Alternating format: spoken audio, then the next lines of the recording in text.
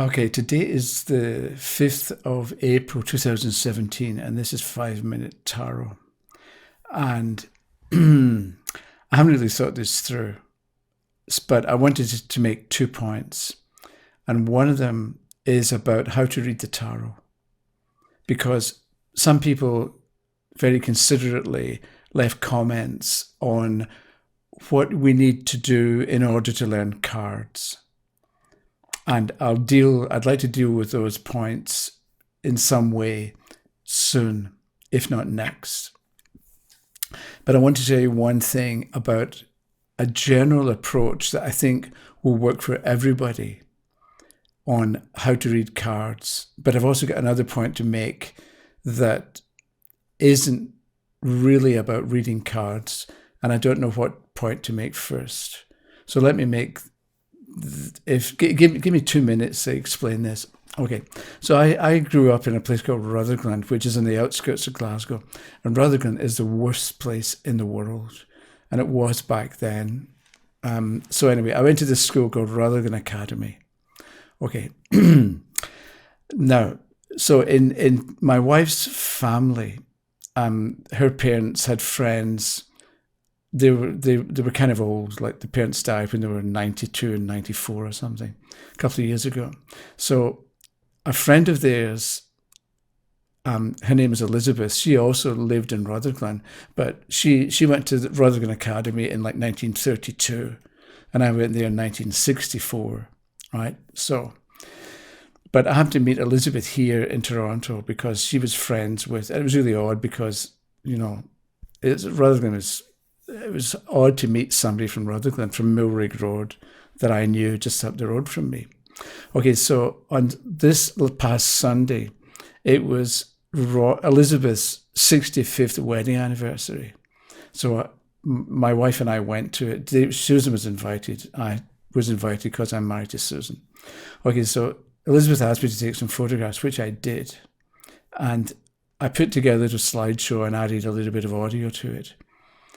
And told her that because Elizabeth likes traditional Scottish music, and I don't, but I found this song by a woman, Gordina MacCulloch, singing the Highland Laddie or some typical traditional Scottish ballad, and put that at the beginning. So I was telling Elizabeth that the video was ready and she could watch it, and that the beginning song was Highland Laddie by Gordina MacCulloch, who happened to go to Rutherglen Academy, which is where, and she went at the same time as I did, but she was a couple of years ahead of me, Gordina was.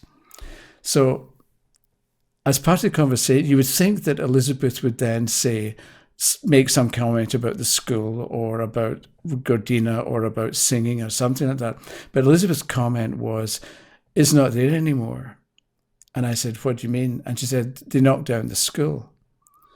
And it was really an odd thing to say, because in the light of the conversation and how it was developing, it was just a really peculiar thing to say. And it was a bit like we were having this conversation, but suddenly Elizabeth just wanted to say what she wanted to say and introduced this really odd, jarring note.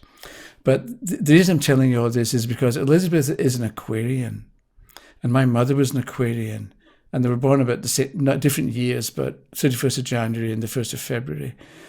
And it's the sort of thing that my mother would have said, because she too had this ability to mess up conversations or not really be in tune with what was going on in a conversation. And she would say things that were unrelated to what was actually being discussed. And it seems to me it's a trait of Aquarians. I'm not saying that all Aquarians are like that, but it was a useful experience for me to hear Elizabeth say this, because it gave me more information for my own purposes about the nature of the sign Aquarius and what Aquarians are like as people. Which is interesting for astrology, because with astrology it teaches toleration. So you don't expect people to produce what they can't produce, and it takes a long time to get the hang of and an understanding of what people are actually like and what motivates them and how they behave and how they naturally act. But you can't change people to suit yourself. So this is what you get out of, well, this is part of what you get out of learning astrology. So this thought that I had was useful for me, but it's really not that useful for you or for anybody else. However, and okay, we're all different and we've all got our own backgrounds, interests, observations, things we've learned, things we're interested in learning about.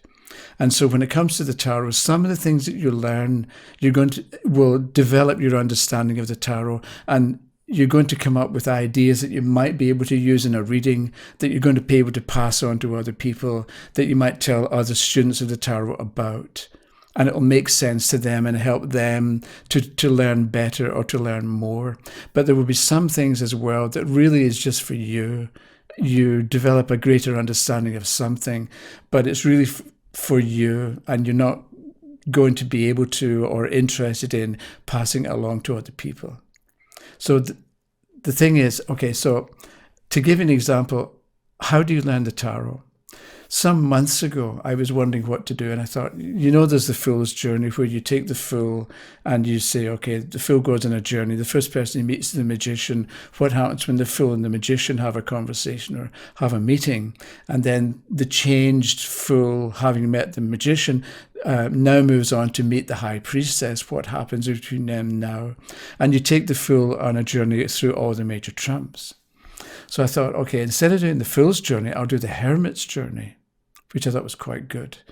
But the thing is, with the Hermit, I can go, maybe the first person the Hermit meets is the Wheel of Fortune going up the numbers, or maybe the Hermit goes back, and the first experience the Hermit has is back with number 8, which I'm going to say is the Justice card and not Strength. But anyway, that's a different story. So I thought of this months ago and did nothing with it. And then this morning, about 6:15 in the morning, I was sitting there and I thought again about the Hermit's Journey, and I got a starting point in my head. And the starting point is, when you're on your own, then that's the Hermit describing what to do when you're on your own, or when you are on your own. And the first experience is the Wheel of Fortune. I'm going up at this point. Okay, so you've got the Hermit and the Wheel of Fortune. So the Hermit's Journey begins with the Wheel of Fortune. So when you're on your own, you can either enter the world of the Wheel of Fortune, enter the world of change, and become involved with what's happening in the world, with the changes that take place, with wheels within wheels, with cycles within cycles, and become involved in the wider world that's out there, represented by the Wheel of Fortune. Or you can become the Wheel of Fortune and be the person who decides how things are going to develop, what wheels are going to be operating, and how fast they're going to be operating. So this is how you learn the tarot, I think.